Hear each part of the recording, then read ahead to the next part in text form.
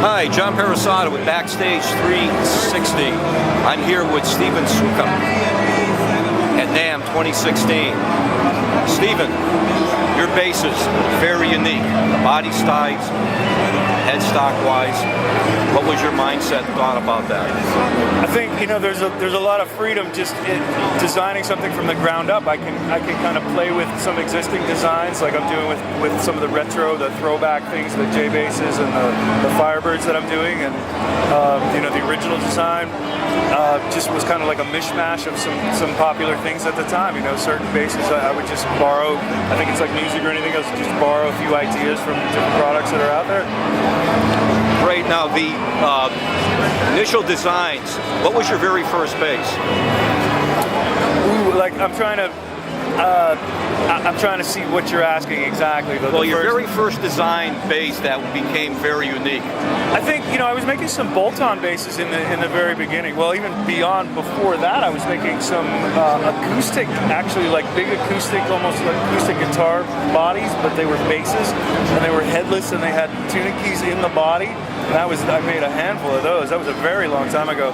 And then it kind of evolved into doing some bolt-on stuff with solid purple heart bodies. There are a few of those basses definitely floating around yet. And then I got into the neck through thing and making the curved, the constant radius. So it's just an evolution over time. Now you're staying with basically all neck through basses, correct? Yeah, I did a bolt-on for a guy. It was like a custom order, but I much prefer to build as neck through.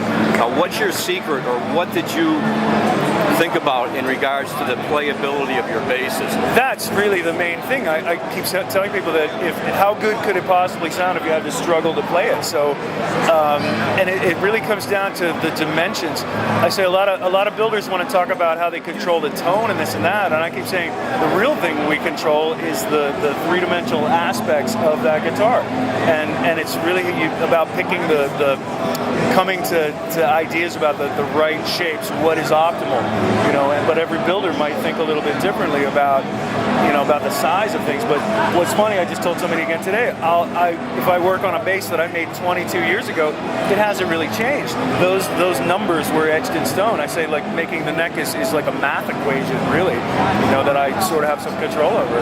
Now, anything new that you've got?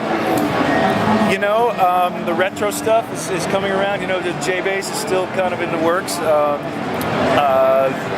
So it's getting past the prototype stage.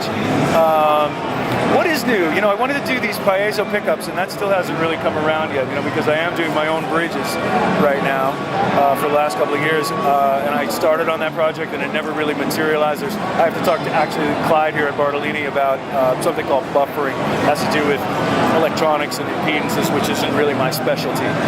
But that would be something new, maybe the piezo thing. All right, beautiful. Yeah. Stephen, thank you for the time. Yes. John Parasada, BackStage360. Thank you.